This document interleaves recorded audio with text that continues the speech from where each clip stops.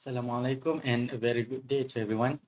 My name is Syafiq. I am from UiTM Cawangan Pulau Pinang, and my team, Siti Nurlena and Siti Mariam.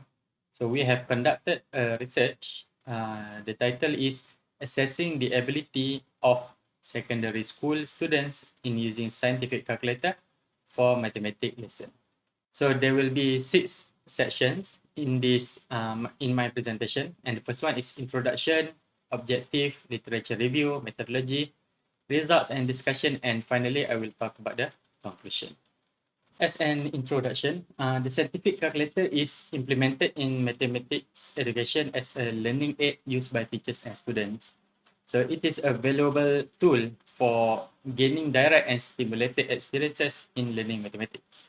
Incorporating such technology into mathematics education requires them to have the knowledge and ability to fully utilize. So students as a generation that are growing up in a technology, they should feel comfortable exploring the functions of a scientific calculator. In Malaysia, most secondary school students, especially those who are in Form 4 and Form 5, they are required to take at least one of two mathematics, which are the modern mathematics and the additional mathematics.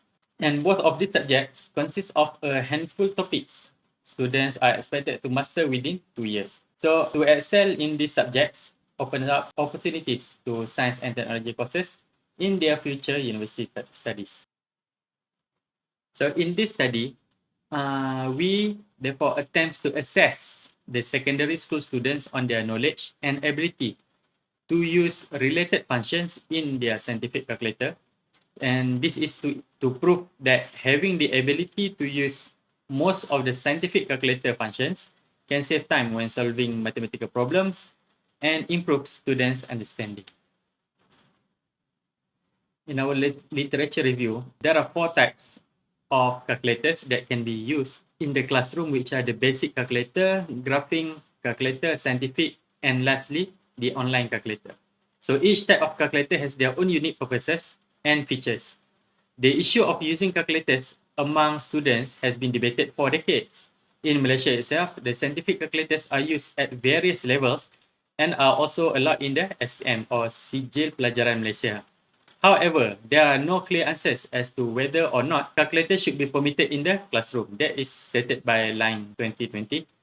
And because both arguments have valid points. Okay, for example, a study conducted by Poly 2008 found that students who use calculators frequently perform better than those who do not use the calculator. While line 2020 found that students got higher grades when they could only use the calculator only for the last 10 minutes of an assessment as compared to the students that use the calculator during the whole assessment. Also, according to Poly, students can improve their conceptual understanding as they can quickly calculate and solve the problems by using calculator. Hence, they have more time to deepen their knowledge. Also, teachers play a significant role in the use of calculators in the learning of mathematics. Thomas et al. 2006 have done research on teachers about using calculators in mathematics classrooms. In their study, they found that teachers are in favor of using calculators in their classroom. However, there are a minority in the study said that a minority of teachers concerned that using calculators will weaken the students' by hand skills. Richardson in 2014 suggested that calculators can be used in secondary schools, but provided with a skill pedagogy. Using a scientific calculator alone is not enough. It should be integrated with textbooks, curriculum, and support from teachers to encourage students the use of technology.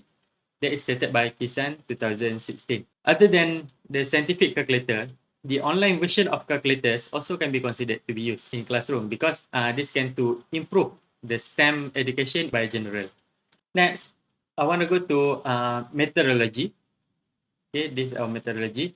In this study, the data was taken from participants of seminar scientific calculator or seminar penggunaan calculator that have been conducted by Department of Computer and Mathematical Sciences, UiTM, Cawangan Pulau Pinang. In the seminar, there are 56 students from secondary schools throughout the state of Pulau Pinang participated in the seminar. The students came from 4 districts in Pulau Pinang, which is the Seberang Perai Utara, SPU, Seberang Perai Tengah, seberang perai selatan and barat daya. However, only 44 students completed the assessment and the survey. The assessment was a pre-test and post-test with a total of 10 mathematics questions related to their mathematical syllabus. Their scores were recorded and compared for both tests.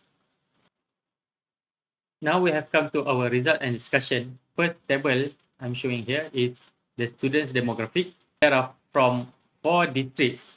Okay, from the total of 44 students, 14 students from SPU, 15 students from SPT, 11 students from SPS, and 4 students from Barat Daya.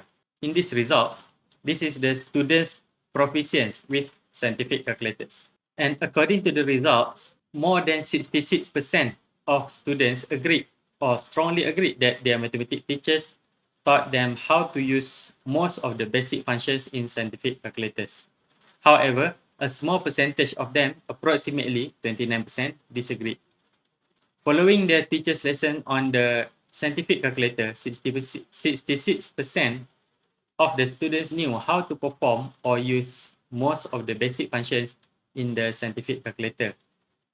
Despite this, 34% of students responded that they will not proficient in performing basic scientific calculator after receiving a lesson from their teachers at school.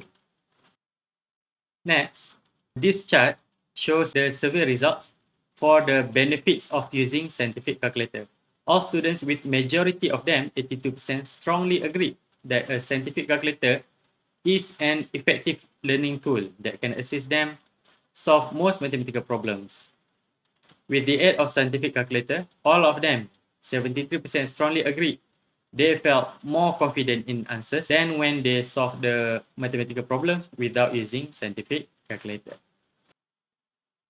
Next, in this box plot comparing the distribution of scores for the pre-test and post-test assessment, the pre-test and post-test mean scores were only slightly different, with the pre-test mean score of 6.659 and the post-test mean score of 6.886. However, the pre-test score distribution was more variable than the post-test, with a standard deviation of 2.271 for the pre-test and 1.466 for the post-test. This implies that the knowledge of scientific calculators gained during the seminar helped the students in improving their post-test scores. The paired sample t-test result, however, reveals that the p-value, which is 0.479, is greater than the 0.05 significant level, implying that the samples do not provide enough evidence to conclude that there was a statistically significant difference between the mean score of the pre-test and the post-test.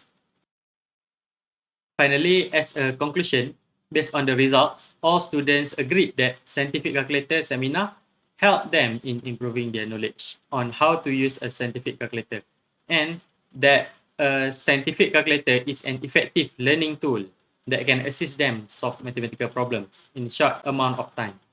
They also recognize the significance of having knowledge and proficiency in using the scientific calculators for mathematics education. With the aid of scientific calculator, they felt more confident in their answers than when they solved the mathematical problems without using a scientific calculator. Based on the findings, the effectiveness of the seminar is acknowledged by the students. Hence, a seminar on scientific calculators should be proposed to be held occasionally throughout the school years. That's all from me for my presentation. So thank you.